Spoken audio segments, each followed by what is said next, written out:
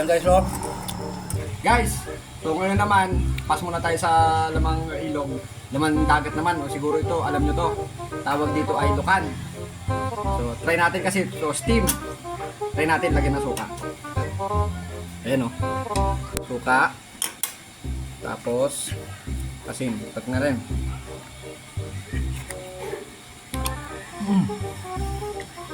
Ang sarap. Hanghang. Ano sa dayagan ako lagi.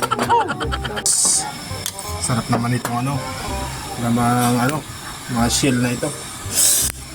Lagyan natin ang sili.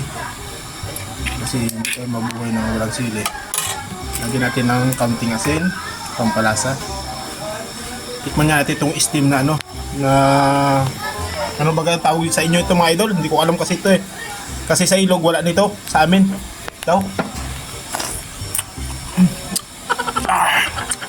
Sarap. Wow.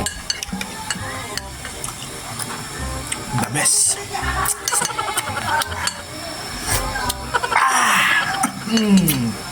Sarap talaga. Minsan lang makatikim. Masarap pala itong ganitong shell. Guys, titikim tayo ng pan ngayon, laman dagat. Dahil dito puro paitan, pero ngayon titikman ko to. Masarap daw to eh. Titikman ko, lalagyan ko muna ng suka mga guys. Dahil masarap daw to.